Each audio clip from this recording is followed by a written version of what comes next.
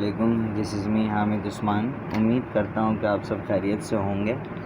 इस वीडियो में हम सिंध टेक्स्ट बुक बोर्ड के क्लास 9th के चैप्टर नंबर 2 को डिस्कस करेंगे, जिसका नाम है लॉगरिथम। और लॉगरिथम के हम एक्सरसाइज नंबर 2.2 का आगाज़ करेंगे। तो वीडियो के स्टार्ट करने से पहले मैं आपसे रिक्वेस्ट करूंगा कि अगर आपने अभी तक चैनल को सब्सक्राइब नहीं किया तो आप चैनल को लाजमी सब्सक्राइब कर दें, ताकि आने वाली वीडियोस की नोटिफिकेशन आपको मिलती रहे। और अगर वीडियो पसंद आए, कुछ भी आपका फ़ायदा हो ज़रा सा भी, तो एक मरतबा वीडियो को शेयर लाजमी कर दें। तो आइए वीडियो को आगाज़ करते हैं और एक्सरसाइज 2.2 के क्वेश्चन नंबर 1 को सॉल्व करते हैं। तो क्वेश्चन नंबर 2 एक्सरसाइज 2.2 के क्वेश्चन नंबर 1 में क्या कहा है, पहले ये जान लेते हैं। कहा है कि right the following in logarithm form. मतलब जो भी सवालात आपको दिए गए हैं, मंदरजा झेल सवालात दिए गए हैं, उनको लॉगरिथम के फॉर्म में तब्दील करना है। अब लॉगरिथम के फॉर्म में तब्दील करने के लिए पहले आपको ये जानना होगा कि जो फॉर्म आपको दिया गया है उसको क्या कहते हैं। तो इस तरह के फॉर्म को, जैसे कि आप देख सकते हैं, आपने इससे पहले वाले एक्सरसाइज में भी सीखा हुआ है, और अगर आपने पुरानी बुक के कुछ क्वेश्चन को किया है या फिर 8th क्लास में आपने पढ़ा है, तो आपको पता होना चाहिए कि जो नीचे वाला जो नंबर है, ये जैसे कि 7 यहाँ पर है, इसे कहते हैं बेस, और इसके ऊपर जो लिखा हुआ है इसे कहते हैं एक्सपोनेंट। तो ये जो पूरी फॉर्म है इसको कहते हैं हम एक्सपोनेंशियल फॉर्म। तो एक्सपोनेंशियल फॉर्म को हमने तब्दील करना है लॉगरिथम के फॉर्म में, ठीक है। तो लॉगरिथम के फॉर्म में जब आप तब्दील करना चाहें, तो लॉगरिथम के फॉर्म में तब्दील करने के लिए सबसे पहला काम आपका जो होगा वो ये होगा कि जो भी आपका बेस है वो लॉग के बेस में तब्दील हो जाएगा। जैसे जब आप इसको लॉगरिथम के फॉर्म में तब्दील करेंगे तो यहाँ पे आपको लिखना पड़ेगा लॉग, ठीक है, लॉग। अब जो भी आपका बेस है, अभी जो बेस है वो लॉग के बेस में तब्दील हो जाएगा। मतलब लॉग बेस अगर किसी का लिखते हैं, अगर किसी के आगे उसका बेस लिखते हैं, अगर सिंगल बेस होगा तो वो बड़े साइज़ का लिखाता है, लेकिन अगर लॉग के आगे लिखेंगे तो उसको बिल्कुल छोटे साइज़ का लिखेंगे। तो ये हो गया 7 लॉग का बेस हो गया। अब जो भी एक्सपोनेंट है ना, उसको शिफ्ट कर देंगे इज इक्वल टू के दूसरे तरफ, ठीक है। तो ये हो गया, इधर मैं थोड़ी सी जगह छोड़ रहा हूँ। तो ये जो एक्सपोनेंट था वो इज़ इक्वल टू के दूसरी तरफ आ गया, ठीक है। और जो भी इज़ इक्वल टू के राइट साइड में होगा वो लॉग के बिल्कुल सामने आके लिखा जाएगा, ठीक है। जैसे कि 343 था, तो ये इसके पास आकर 343 इस तरीके से हो जाएगा, और ये हो गया आंसर। ये बड़ा ही आसान सा था, ये MCQ बेस क्वेश्चन है ये। इसी तरीके से इसका जो पार्ट 2 है, पार्ट 2 में भी यही काम आपने करना है। क्या दिया हुआ है आपको, इसको भी तब्दील करना है वही लॉगरिथम फॉर्म में। ये आपके पास बेस है, ये एक्सपोनेंट है, और ये इज इक्वल टू को दूसरे टर्म। तो आपने लिखना है लॉग, जो भी बेस है उसको लॉग के बेस में तब्दील कर देना। तो 3 बेस था तो लॉग के बेस में तब्दील कर दिया, तो इसके सामने लिख दिया 3। अब इक्वल टू के दूसरी जानिब आपने क्या करना है, इक्वल टू के दूसरी जानिब जो भी एक्सपोनेंट में है उसको इक्वल टू के दूसरी तरफ भेज देना है। ये आपने करना नहीं है, सिर्फ समझाने के लिए कर रहा हूँ मैं। तो ये हो गया, इस तरफ आ जाएगा, तो ये हो गया -4। अच्छा, अब इक्वल टू से जो भी मतलब इक्वल टू के राइट साइड पे जो भी होगा वो लॉग के बिल्कुल सामने लिखा जाएगा, मतलब 1/81 इसके सामने हो गया, ठीक है। और ये हमारा हो गया आंसर। इसी तरीके से इसके पार्ट 3 को सॉल्व करते हैं। इसके पार्ट 3 में एक मिस्टेक है आपके आंसर में। जब आप देखेंगे इस बुक में ज़्यादातर बहुत सारे जगहों पे मिस्टेक्स हैं, तो उन मिस्टेक्स को जो है वो आपको जानना ज़रूरी है। तो पहले तो हम ये जान लेते हैं कि हमें क्या करना है। तो ये हमारा बेस हो गया, 10 बेस है, और ये -3 क्या हो गया, एक्सपोनेंट है। तो आपने क्या करना है, सबसे पहले लगाना है लॉग, और लॉग के नीचे क्या लिख देंगे, 10, ठीक है। लॉग के नीचे 10 आ गया। ये एक्सपोनेंट इज इक्वल टू के दूसरी तरफ जहाँ पे ये नंबर था वहाँ पे शिफ्ट हो जाएगा, तो इक्वल टू लगाया, ये आ गया यहाँ पर -3। ये इक्वल टू के दूसरी जानिब ये बुक में नहीं है, ठीक है, लेकिन ये आएगा। अब जो भी इक्वल टू के राइट साइड में होता है वो इक्वल टू के लेफ़्ट साइड में तब्दील हो जाएगा, मतलब शिफ्ट हो जाएगा। तो ये हो गया 0.001। आप चाहें तो इसमें ब्रैकेट लगा सकते हैं, ठीक है। बुक में ये ब्रैकेट भी दिया हुआ है यहाँ पे, अगर ब्रैकेट ना भी लगाएं तो भी कोई इशू नहीं है। तो हम बाकी के सवालात में भी चाहें इसको ब्रैकेट लगा सकते हैं, कोई मसले वाली बात नहीं है। इसी तरीके से इसका जो पार्ट 1 था इसमें भी हम ब्रैकेट लगा सकते हैं, ठीक है। तो इसी तरीके से ये जो है वो इसके 3 पार्ट सॉल्व हो गए। इसके 4th पार्ट की तरफ बढ़ते हैं। इसका 4th पार्ट क्या है भाई, 4th पार्ट में कहा है कि रूट के बाहर हमारे पास दिया हुआ है रेडिकल, ठीक है। इंडेक्स दिया हुआ है जो कि है 3, रूट को हम रेडिकल कहते हैं, रूट के अंदर जो होता है वो कहलाता है रेडिकेंड, ठीक है। अच्छा, पहले तो आप इसको एक्सपोनेंशियल फॉर्म में तब्दील करना है, जैसे बाकी के सवालात थे एक्सपोनेंशियल फॉर्म में ऑलरेडी थे, लेकिन ये जो सवाल है वो एक्सपोनेंशियल फॉर्म में नहीं है। तो पहले आपका काम ये होगा कि आपको इसको एक्सपोनेंशियल फॉर्म में तब्दील करना पड़ेगा। तो जैसे अगर आपने प्रीवियस वीडियो देखी हो तो उसमें मैंने ये बात बताई है कि रूट का मतलब होता है 1/2। अब अगर रूट जैसे p के ऊपर लगा है तो p के ऊपर आ जाएगा, p के ऊपर पावर हम लगाएंगे 1/2। अब इसी तरीके से रूट के बाहर अगर जैसे रूट लिखा हो, रूट के बाहर अगर 4 लिख दें और अंदर p है, जैसे एग्जांपल की सूरत में मैंने p इंडेक्स रेडिकेंड में ले लिया, तो p की पावर हो जाएगी 1/4। सेम एज इट इज़, इस 4 की जगह में 3 दे दे तो 1/3 हो जाएगा, 5 दे दे तो 1/5 हो जाएगा, ठीक है। तो ये तो खैर छोटी सी बात थी। तो यहाँ पे हम m स्क्वायर को वैसे ही लिखते हैं, इसके ऊपर हम क्या कर देंगे, रूट के बाहर इंडेक्स में क्या है 3, तो यहाँ पे लगा देंगे 1/3 और इक्वल टू में है 1। अब क्या करना है कि ये 2 इसके ये 2 इधर लिखा हुआ है और ये 1/3, तो इसका मतलब ये होता है कि ये कुछ इस तरह से लिखा हुआ है कि 2 × 1/3। तो ये अगर 2 इसके सामने लिखा हुआ तो ये 2 1 2 हो जाएगा, तो 2/3 हो जाएगा ये, ठीक है। सो मैं इसको पहले तब्दील कर देता हूँ, तो ये हो गया 2/3 क्योंकि ये 2 इससे 1 से मल्टीप्लाई हुआ और यहाँ पर इक्वल टू के दूसरी तरफ क्या है 1 है। अब इसको आगे सॉल्व करते हैं, तो अब इसको लॉगरिथम के फॉर्म में तब्दील करते हैं। पहले ये एक्सपोनेंशियल फॉर्म में तब्दील हो गया, ठीक है। ये एक वाहिद क्वेश्चन था जिसमें थोड़ी सी मेहनत करने की ज़रूरत पड़ी, बाकी तो बड़े आसान से क्वेश्चन दे रहते हैं। अब देखो ये क्या है, बेस है, m क्या हो गया, बेस हो गया, तो यहाँ पे हम इसको log के बेस में तब्दील कर देंगे, ठीक है। तो log m हो गया। अब यहाँ पर एक ब्रैकेट बना लेते हैं, जगह छोड़ दिया हमने, ठीक है। और इक्वल टू में हमें उसको शिफ्ट करना होता है जो भी एक्सपोनेंट होता है। एक्सपोनेंट क्या है 2/3, तो यहाँ पे शिफ्ट कर दिया 2/3। अब जो भी इक्वल टू के दूसरी जानिब होता है लेफ़्ट साइड में, उसको राइट साइड में शिफ्ट कर देते हैं, सामने बिल्कुल लॉग के। ये हो गया हमारा इसी तरह से आंसर, ठीक है। अच्छा, इसी तरीके से क्वेश्चन नंबर 2 के पार्ट में इसका बिल्कुल रिवर्स काम है। रिवर्स से मुराद क्या होता है कि जो आपने एक्सपोनेंशियल फॉर्म को लॉगरिथम के फॉर्म में तब्दील किया, अब आपको जो क्वेश्चन दिया जाएगा वो क्वेश्चन होगा लॉगरिथम के फॉर्म में। अब आपने उसको क्या करना है, एक्सपोनेंशियल फॉर्म में तब्दील करना है। अब उसका बिल्कुल रिवर्स काम है। तो आपने क्या किया था, जो भी बेस था ना उसको लॉग के बेस में तब्दील कर दिया था। तो अगर आप इस लॉग को ख़त्म करना चाहें, ठीक है, जब आप इसको एक्सपोनेंशियल फॉर्म में तब्दील करेंगे तो आप चाहें तो इसको हेडिंग भी लगा सकते हैं, कन्वर्ट इनटू एक्सपोनेंशियल फॉर्म। इसी तरीके से वाले सवाल में भी हेडिंग लगा सकते हैं, कन्वर्ट इनटू लॉगरिथमिक फॉर्म, ठीक है।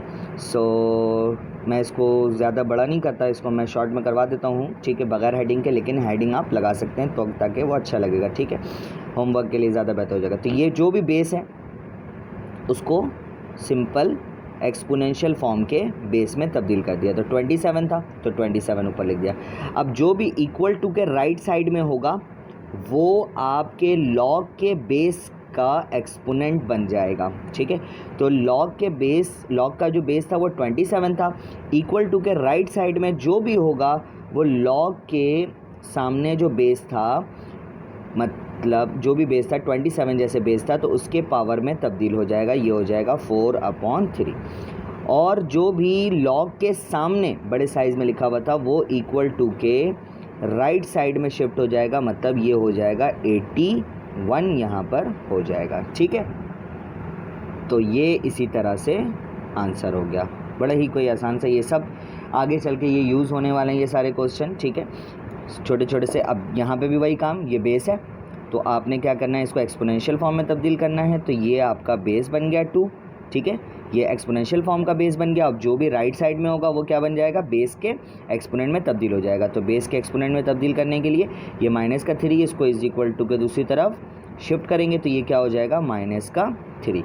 इक्वल टू में जो भी लॉग के सामने होता है वो इक्वल टू के राइट साइड में शिफ्ट हो जाएगा, तो ये हो गया 1/8 और ये भी आंसर हो गया, ठीक है।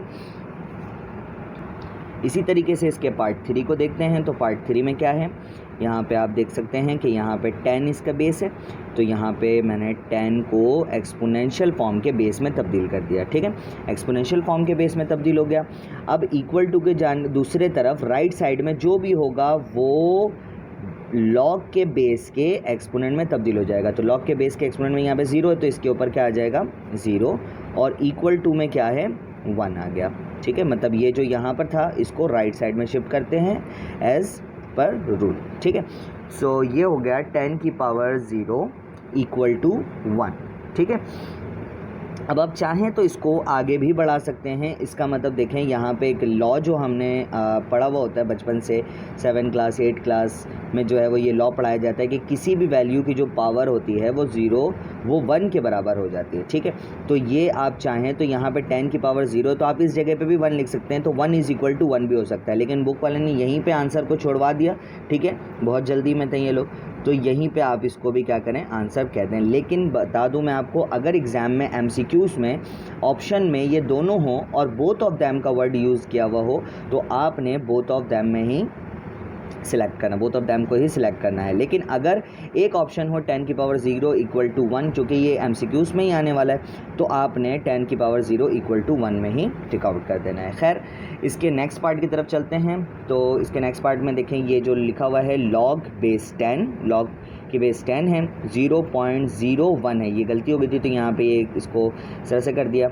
ठीक है, तो 0.01 है ये, और इक्वल टू में क्या है -2। तो इसको जब आप तब्दील करेंगे एक्सपोनेंशियल फॉर्म में, तो वही चीज़ जो भी बेस है उसको आपने एक्सपोनेंशियल फॉर्म की बेस बना दिया। ठीक है, और जो भी इक्वल टू के राइट साइड में होगा वो क्या बन जाएगा, एक्सपोनेंशियल फॉर्म का के एक्सपोनेंट में तब्दील हो जाएगा। ठीक है, और जो भी लॉग के सामने होगा उसको राइट साइड में शिफ्ट कर देंगे, तो ये हो गया 0.01।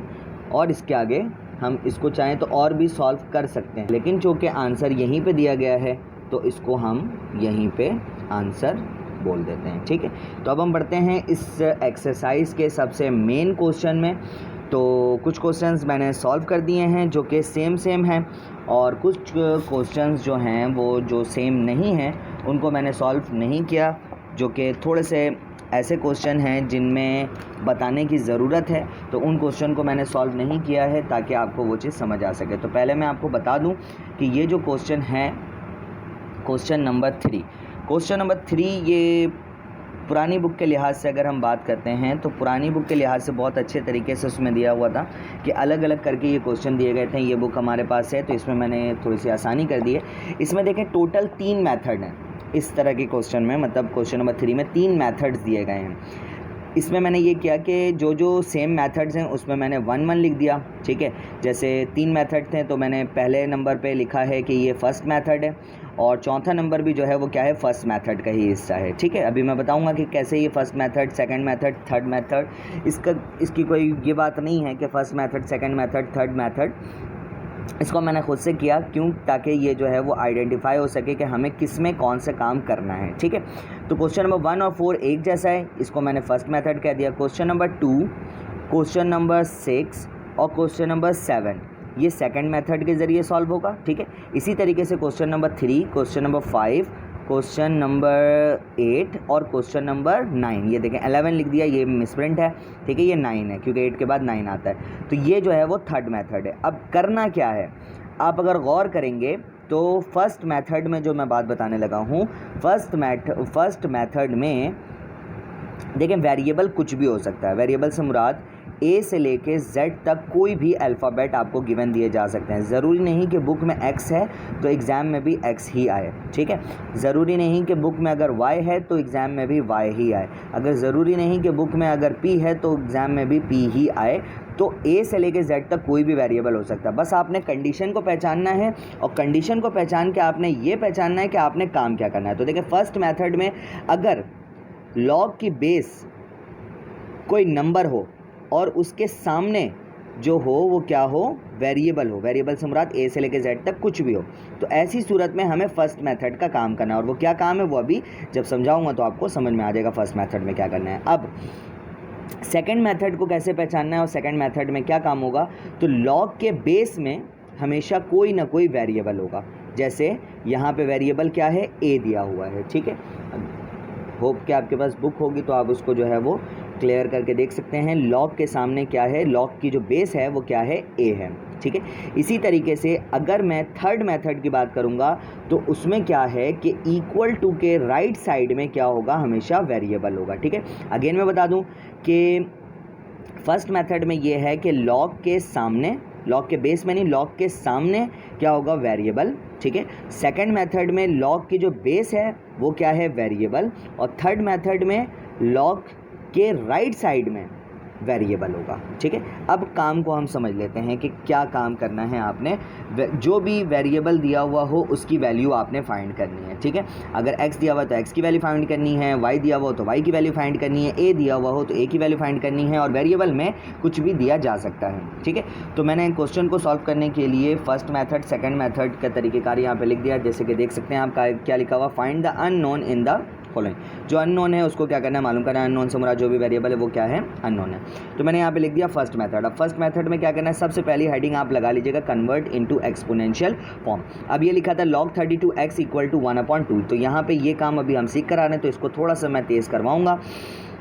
तो क्या करना है, जो भी लॉग के सामने बेस होता है जब हम उसको एक्सपोनेंशियल फॉर्म में तब्दील करते हैं तो एक्सपोनेंशियल फॉर्म की बेस को हम बना देते हैं यहाँ पे, और जो भी राइट साइड में होता है वो उस बेस के एक्सपोनेंट में आ जाता है। तो 1/2 था तो इसके 32 के ऊपर आ गया, तो ये क्या हो गया, 1/2। और जो भी लॉग के सामने होता है तो यहाँ पे वेरिएबल है तो इसको इक्वल टू के दूसरी तरफ शिफ्ट कर दिया।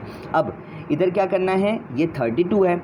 अब 32 को सॉल्व करने के लिए अब होता यह है कि बेसिकली ये कहा जाता है कि जो भी एक्सपोनेंट हो, अगर एक्सपोनेंट डिवाइड में हो, अगर एक्सपोनेंट डिवाइड में हो तो हम देखते हैं डिनोमिनेटर को, डिनोमिनेटर को देखकर उसके बेस को क्या करते हैं, एक्सपेंड करते हैं। एक्सपेंड से मुराद उसको क्या कर देते हैं, खोल कर लिख देते हैं। लेकिन अगर देखा जाए यहाँ पे जो डिनोमिनेटर है वो क्या है, 2 है, और यहाँ पे क्या है, 32। तो जब मैं 32 का एलसीएम लेने लगता हूँ, ठीक है, ये रफ काम है, तो जब मैं 32 का एलसीएम लेता हूँ 32, तो ये हो गया 2 1 ज़ा 2, 2 6 ज़ा 12, फिर इसी तरीके से 2 8 ज़ा 16, 2 4 ज़ा 8 एंड 2 2 ज़ा 4 एंड फाइनली 2 1 ज़ा 2।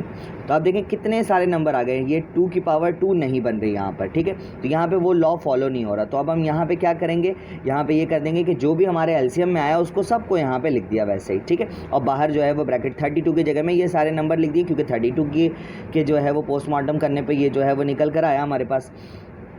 तो 32 की जगह में ये मैंने 5 मरतबा जो है वो 2 लिख दिया, क्योंकि ये एलसीएम में आया हुआ। अब ये ब्रैकेट के बाहर क्या है, 1/2। अब याद रहे कि ये 1/2 इन सब के ऊपर है, लेकिन उससे पहले हम 1/2 को अप्लाई करने से पहले क्या करें कि बेसेस अगर सेम हो रहे हों, ठीक है, तो जो मौका है उसको पहले हम अवेल करेंगे। तो बेसेस सेम है तो उनके पावर्स को क्या करेंगे, ऐड करेंगे। तो इसकी पावर 1, इसकी पावर 1, तो 2 की पावर यहाँ पे क्या हो गया, बेस सेम पावर ऐड, तो 1 + 1 क्या हो गया, 2। फिर यहाँ पे भी बेसेस सेम, तो 1 + 1 क्या हो गया, 2। लेकिन ये बेचारा अकेला रह गया तो इसको रहने देते हैं। अब क्या करेंगे, ये 1/2 इसके ऊपर भी अप्लाई किया, इसके ऊपर भी अप्लाई किया और इसके ऊपर भी अप्लाई किया। तो जब ये 2 की पावर 2 है और इसके ऊपर 1/2 अप्लाई हुआ तो ये 2 की पावर 1/2 हो गया। आप देख सकते हैं कि ऊपर नीचे पावर्स हैं तो इनको क्या कर दिया, 2 से 2 कैंसिल कर दिया। तो यहाँ पे बचे 2 की पावर 1 और 2 की पावर 1 हम शो नहीं करते, तो सिंपल इसका मतलब क्या हो गया, 2 हो गया। सेम एज इट इज़ यहाँ पे भी 2 की पावर 2, इसके ऊपर 1/2 है तो 2 से 2 कैंसिल हो गया, तो 2 की पावर 1 और वो हम शो नहीं करते तो नीचे लिख दिया 2। इसी तरीके से ये बेचारा था, इसके ऊपर कोई भी पावर नहीं था तो ये इसको कैंसिल नहीं कर पा रहा, और किसी की भी पावर अगर आ जाए 1/2 तो उसका मतलब क्या होता है, वो होता है रूट। तो अगले स्टेप में मैंने 2 के ऊपर क्या लगा दिया, रूट लगा दिया।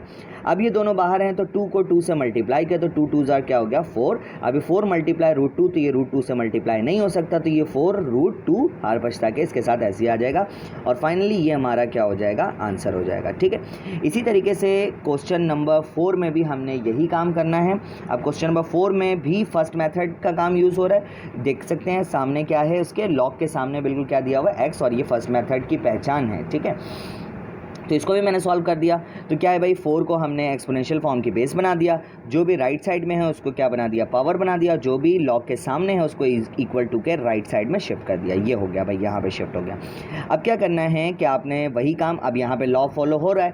ये डिनोमिनेटर को देखा 2, अब आप देखें कि ये बेस को जब आप एलसीएम लें तो क्या ये डिनोमिनेटर के लिहाज से हो पा रहा है कि नहीं। तो देखा तो 2 2 ज़ा 4 एंड 2 1 ज़ा 2, तो ये बन गया हमारे पास 2 × 2, इसका मतलब हुआ 2 की पावर 2। ठीक है। तो जहाँ पे 4 है वहाँ पे मैं लिख सकता हूँ 2 की पावर 2, तो जहाँ पे 4 था वहाँ पे लिख दिया 2 की पावर 2। अब देखें ये 2 ऊपर है और ये 2 कहाँ है, नीचे है, तो ये दोनों क्या हो गया, कैंसिल। तो अब यहाँ पे 2 की पावर क्या बची, 3, तो 2 की पावर 3 इक्वल टू में क्या बचा, x, ठीक है। अब 2 की पावर 3 है तो हम 2 की पावर 3 अप्लाई कर सकते हैं, तो 2 की पावर 3 का मतलब ये होता है कि 2 को 3 मरतबा मल्टीप्लाई कर देना है, तो 2 मल्टीप्लाई 2 मल्टीप्लाई 2, तो 2 2 ज़ा 4, 4 2 ज़ा 8, तो ये हो गया x इक्वल टू 8 और ये हमारा हो गया आंसर। चलो अब हम बढ़ते हैं इस क्वेश्चन नंबर 3 के इस क्वेश्चन नंबर 3 के सेकंड मेथड की तरफ, जिसमें क्या होता है, सेकंड मेथड में लॉग के बेस में कोई ना कोई वेरिएबल हो, उसे हम क्या कहते हैं, सेकंड मेथड कहते हैं। तो ये है भाई सेकंड मेथड में आप देख सकते हैं लॉग के सामने क्या है, वेरिएबल है। पहले तो काम आप किसको क्या करें, convert into exponential form. Exponential form में तब्दील करने का तरीक़ाकार ये होता है कि जो भी बेस है उसको क्या करना है, एक्सपोनेंशियल फॉर्म की बेस में तब्दील करना है। जो भी राइट साइड में है वो किस में तब्दील हो जाएगा, वो एक्सपोनेंशियल फॉर्म के बेस के पावर में तब्दील हो जाएगा, मतलब एक्सपोनेंट में तब्दील हो जाएगा। और जो भी लॉग के सामने होगा इसको इक्वल टू के राइट साइड में शिफ्ट कर देंगे। ये बेस बहुत ज़रूरी है आपके लिए। अच्छा, अब देखें इसमें क्या कंडीशन है, कि बहुत ही ध्यान से सुनने वाली बात है कि अगर वेरिएबल के ऊपर पावर है तो वेरिएबल की पावर को ख़त्म करना है हर सूरत में, ठीक है।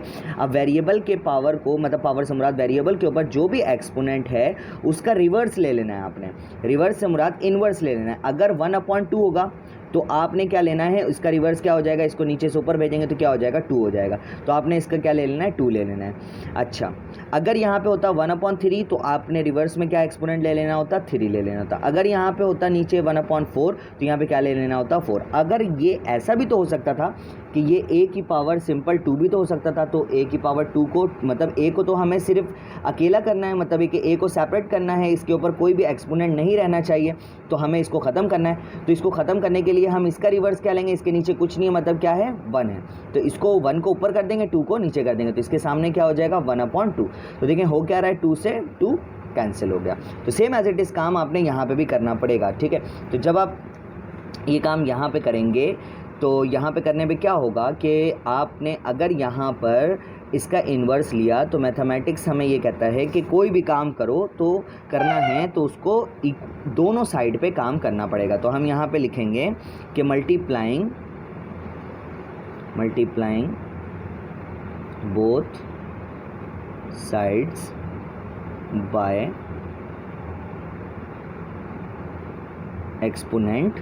एक्सपोनेंट, दोनों तरफ हमें एक्सपोनेंट अप्लाई करना पड़ेगा। और वो एक्सपोनेंट क्या होगा, जो भी हमारे पास सवाल की कंडीशन के लिहाज से एक्सपोनेंट है उसका रिवर्स ले लेंगे। तो 1/2 है तो हमें क्या लेना पड़ेगा, 2 लेना पड़ेगा, ठीक है।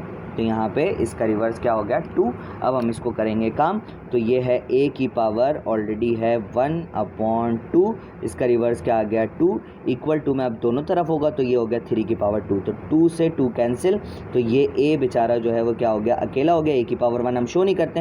अब 3 की पावर यहाँ पे क्या है, 2 है। अब 3 की पावर 2 को अप्लाई कर देंगे, तो 3 की पावर 2 अगर अप्लाई करेंगे तो 3 मल्टीप्लाई 3, क्यों, क्योंकि a number which is multiply by itself is called square, ठीक है। तो ये हो गया 3 3 ज़ार 9 और ये हो गया आंसर, ठीक है। इसी तरीके से इसके पार्ट 6 में भी यही काम है, सेकंड मेथड यूज़ हो रहा है, तो इसको मैंने सॉल्व कर दिया यहाँ पे ताकि मैं आपको डायरेक्टली समझा सकूँ। लॉग a है तो इसको एक्सपोनेंशियल फॉर्म के बेस में तब्दील करना है, तो एक्सपोनेंशियल फॉर्म के बेस में तब्दील हो गया, इक्वल टू के राइट साइड में जो भी था वो इसकी पावर में तब्दील हो गया, पावर बन गया, और जो भी लॉग के सामने था वो इक्वल टू के राइट साइड में शिफ्ट हो गया। अब क्या करना है आपने, पहले आप इसको क्या कर लें, ब्रेक कर लें, ठीक है। दोनों तरफ क्या हो गया, बराबर हो गया। तो 64 को ब्रेक कैसे किया, 64 को इस तरह से ब्रेक किया, ये रहा फ़र्क है। तो 64, तो ये हो गया,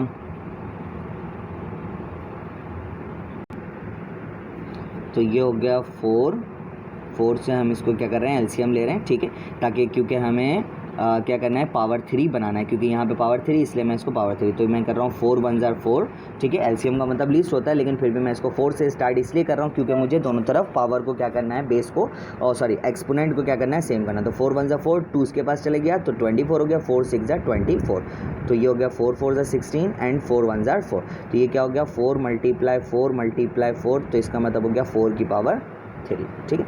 तो जहाँ पे 64 है वहाँ पे मैं 4 की पावर 3 लिख सकता हूँ। अब मुझे a तो अकेला चाहिए, तो मैंने क्या किया, multiplying both side by exponent. इसका रिवर्स क्या हो जाएगा, 3 है तो इसके नीचे कुछ नहीं, मतलब क्या है 1, तो 1 ऊपर चले जाएगा, 3 नीचे आ जाएगा, तो क्या ले लिया, एक्सपोनेंट 1/3। तो मैं इसको दोनों तरफ मल्टीप्लाई करवा रहा हूँ, तो ये हो गया 3 है, इसके सामने क्या गया 1/3, तो 3 से 3 कैंसिल, यहाँ पे भी 3 से 3 कैंसिल, तो a इक्वल टू फाइनली क्या बचा है, a की पावर 1 तो शो नहीं करते हैं, 4 की पावर 1 ये भी शो नहीं करेंगे, तो a इक्वल टू 4, और ये हमारा क्या हो गया आंसर। इसी तरह से इसका क्वेश्चन नंबर 7 है। क्वेश्चन नंबर 7 में भी वही काम हो रहा है, क्यों, क्योंकि log a है, तो इसका मतलब सेकंड मेथड ही यूज़ होगा, तो सेकंड मेथड को यूज़ करते हैं। तो सेकंड मेथड को यूज़ करते हैं, तो क्या होगा भाई, सेकंड मेथड को यूज़ करके कि जो भी log के बेस में है उसको क्या करेंगे, एक्सपोनेंशियल फॉर्म का बेस बना देंगे, और जो भी राइट साइड में है उसको क्या बना देंगे, पावर बना देंगे, तो 0 इसकी पावर हो गई, ठीक है। फिर जो भी log के सामने है उसको इक्वल टू के राइट साइड में शिफ्ट कर दिया, तो a की पावर 0 इक्वल टू 1, लेकिन ये आगे भी सॉल्व हो सकता है, तो इसलिए मैंने और कर दिया। a की पावर 0 का मतलब क्या होता है 1, तो 1 इक्वल टू 1, लेकिन बुक में आंसर यहाँ पर है, तो आप भी यहीं तक लिखें। लेकिन अगर एग्जाम में आ जाए, जैसे कि मैंने पहले वाले क्वेश्चन में बताया, तो आपने ये काम करना है, ठीक है। तो अब हम इसके थर्ड मेथड की तरफ बढ़ते हैं। तो थर्ड मेथड को हम सॉल्व करते हैं। थर्ड मेथड में मैंने क्या बताया था कि इक्वल टू के राइट साइड में क्या होगा, y मतलब कोई भी वेरिएबल होगा, y की जगह x भी हो सकता है, a भी हो सकता है, b भी हो सकता है, c वट एवर कुछ भी हो सकता है, ठीक है। तो पहले आप इसको क्या कर लें, एक्सपोनेंशियल फॉर्म में तब्दील कर लें। तो जो भी बेस है वो एक्सपोनेंशियल फॉर्म के बेस में तब्दील हो जाएगा, जो भी राइट साइड में है वो क्या बन जाएगा, पावर, तो यहाँ पर पावर क्या बन गया y, और जो भी 25 है इक्वल टू के राइट साइड में शिफ्ट हो जाएगा, तो ये हो गया 25। अब देखें इस रूट को ख़त्म करेंगे, तो रूट को कैसे ख़त्म किया जाए, 5 इसकी पावर क्या हो गई 1/2। अब ऑलरेडी इसके ऊपर क्या है, ऑलरेडी इसके ऊपर पावर की सूरत में y है, तो यहाँ पे मैंने y लिख दिया, इक्वल टू 25 को ब्रेक कर लिया जाए तो 25, तो 5 5 से 25 एंड 5 तो 5 मल्टीप्लाई 5 इक्वल टू 5 स्क्वायर, तो यहाँ पे क्या हो गया 5 स्क्वायर हो गया। अब ये y इस 1 से मल्टीप्लाई होगा, तो ये हो गया 5, इसकी पावर क्या हो गई y/2 इक्वल टू में क्या है 5 की पावर 2। अब इसमें बहुत ही बड़ी बात है जो कि आपको जानना ज़रूरी है कि जब हमारे पास बेसेस सेम हो जाए, दोनों साइड के राइट साइड और लेफ़्ट साइड के बेसेस अगर क्या हो जाए, सेम हो जाए, जब भी बेस सेम हो जाए तो हमें क्या करना होता है, सिर्फ और सिर्फ एक्सपोनेंट को सॉल्व करना होता है, बेस को क्या कर देंगे, कट कर देंगे। मतलब अभी मैं करके दिखाता हूँ, तो पहले यहाँ पे मैं एक वर्डिंग लिख देता हूँ, ठीक है। ये ना भी लिखें तो कोई टेंशन नहीं है। व्हेन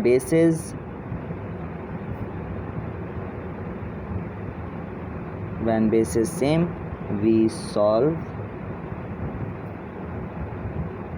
ओनली एक्सपोनेंट, तो हम सिर्फ और सिर्फ किसको सॉल्व करेंगे, एक्सपोनेंट को सॉल्व करेंगे, मतलब बेस को क्या कर देंगे, कट कर देंगे। ये बेस जो है वो दोनों तरफ से क्या हो गया, कट हो गया। अब हमारे पास क्या बचा, y/2 इक्वल टू में क्या है 2। अब देखें ये 2 इधर डिवाइड में इस तरफ भेजेंगे, क्या हो जाएगा मल्टीप्लाई, तो ये 2 इस तरफ जाएगा मल्टीप्लाई हो जाएगा, तो ये हो गया y इक्वल टू, ये 2 पहले से था और ये 2 इधर डिवाइड वाला इधर आ गया, तो 2 मल्टीप्लाई 2, तो y इक्वल टू फाइनली क्या हो गया 4, और ये हमारा आंसर हो गया, ठीक है। इसी तरीके से इसके अगले पार्ट, तो जिसका अगला पार्ट है तो log 10, इसको मैंने सॉल्व कर दिया है, ठीक है। तो 10 है, बेस बना दिया, इक्वल टू के राइट साइड में जो भी है वो पावर आ गया, जो भी log के सामने है वो राइट साइड में शिफ्ट हो जाएगा, ठीक है। तो ये हो गया 10। अब इस 100 को मैंने ब्रेक किया, तो 100 को कैसे ब्रेक करेंगे, हमें दोनों तरफ को सेम करना है, बेसिस सेम करने हैं, इसलिए मैंने क्या किया, इसको 100 को डायरेक्टली मैं किससे सॉल्व कर रहा हूँ, 10 से, तो 10 10 ज़ा 100, 10 1 ज़ा 10, तो 10 की पावर क्या हो गई यहाँ पर 2, तो ये मैंने डायरेक्टली लिख दिया। तो जहाँ पे 100 वहाँ पे क्या हो गया 10 की पावर 2। अब देखें दोनों तरफ बेसिस सेम हो गए, तो मैंने वर्डिंग लिखी, when basis same we solve only exponent. Exponent को सॉल्व करेंगे तो बेसिस को यहाँ से क्या कर दिया, कट कर दिया, तो ये हमारे पास आ गया y इक्वल टू 2, मतलब कि बच गया क्या क्या y और 2। इसको सॉल्व करने की ज़रूरत ही नहीं क्योंकि कुछ हो ही नहीं रहा, तो यहीं पर हमारा क्या हो गया, आंसर हो गया। इसी तरह से इसके पार्ट 8 को करेंगे, ठीक है, 2 पार्ट्स रह गए। पार्ट 8, हाँ 8 को सॉल्व करेंगे, तो ये क्या है log 55, तो इसको क्या बना देंगे, एक्सपोनेंशियल फॉर्म की बेस बना देंगे, तो ये हो गया एक्सपोनेंशियल फॉर्म की बेस।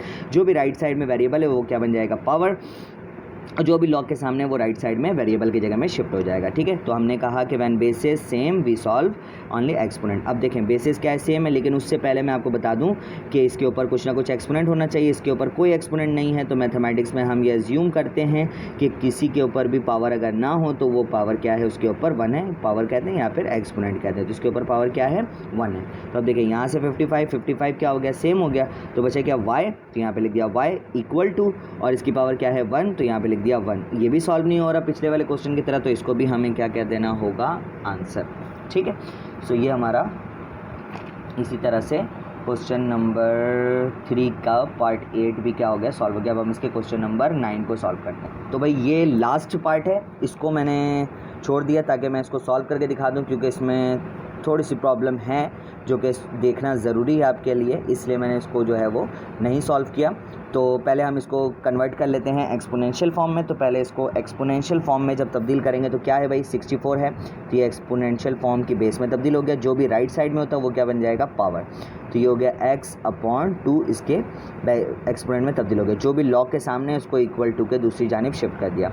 अब देखें जो भी अंदर है ना उसको डिनोमिनेटर के लिहाज से क्या करना है, ब्रेक करना है। तो 64 है, तो 64 को अगर आप ब्रेक करना चाहें तो पावर 2 में तब्दील करना है ना, क्योंकि बेस में क्या है यहाँ पर, सॉरी यहाँ पे जो डिनोमिनेटर में वो क्या है, 2 है। तो मैं इसको छोटे टेबल से नहीं कैंसिल करूँगा, तो ये हो जाएगा 8 8 ज़ा 64 और 8 1 ज़ा 8, तो 8 की पावर क्या हो गई, 2, मतलब 8 मल्टीप्लाई 8, ये सब रफ काम है। ठीक है, तो इस जगह पे मैं क्या लिख सकता हूँ, 8 की पावर 2 और इसके ऊपर ऑलरेडी पावर है x/2 इक्वल टू 8। अच्छा, ये 2 है, ये x से मल्टीप्लाई होगा तो ये हो जाएगा 8 और ये हो जाएगा 2x divided by 2 equal to 8। अब देखें यहाँ पे बेसिस क्या हो गए, सेम हो गए, तो यहाँ पे लिख देते हैं when basis same we solve only exponent. ठीक है, तो जब बेसिस सेम हो जाए तो हम सिर्फ किसको सॉल्व करते हैं, एक्सपोनेंट को सॉल्व करते हैं। तो बेसिस क्या हो जाएंगे, कैंसिल, इसके ऊपर कोई पावर नहीं था तो इसकी पावर क्या है, 1 है। तो ये क्या बचा भाई, हमारे पास बचा 2x divided by 2 equal to 1। हमें क्या निकालना है, x निकालना है, अननोन वैल्यू निकालनी है। तो ये 2 इधर डिवाइड में इधर जाएगा, क्या हो जाएगा, मल्टीप्लाई। तो ये हो गया 2x इक्वल टू 1 मल्टीप्लाई में हो गया 2, तो ये हो गया 2x इक्वल टू 1 मल्टीप्लाई 2 क्या हो गया 2। इसी तरीके से x निकालना है, ये 2 इधर मल्टीप्लाई में इधर भेजेंगे तो क्या हो जाएगा, ये डिवाइड में, तो ये हो गया 2 डिवाइडेड बाय 2, तो 2 1 ज़ा 2 2 1 ज़ा 2, तो फाइनली हमारे पास क्या बचा, x इक्वल टू 1, और ये हमारा हो गया आंसर। इसी तरीके से ये हमारा एक्सरसाइज नंबर 2.2 कंप्लीट हो गया। अगर वीडियो आपको पसंद आई है और वीडियो से सारे क्वेश्चंस आपको समझ में आ गए हैं तो वीडियो को लाजमी लाइक करें, और अगर चैनल को सब्सक्राइब नहीं किया तो चैनल को सब्सक्राइब करें, और एक मरतबा लाजमी जो है वो वीडियो को शेयर करें।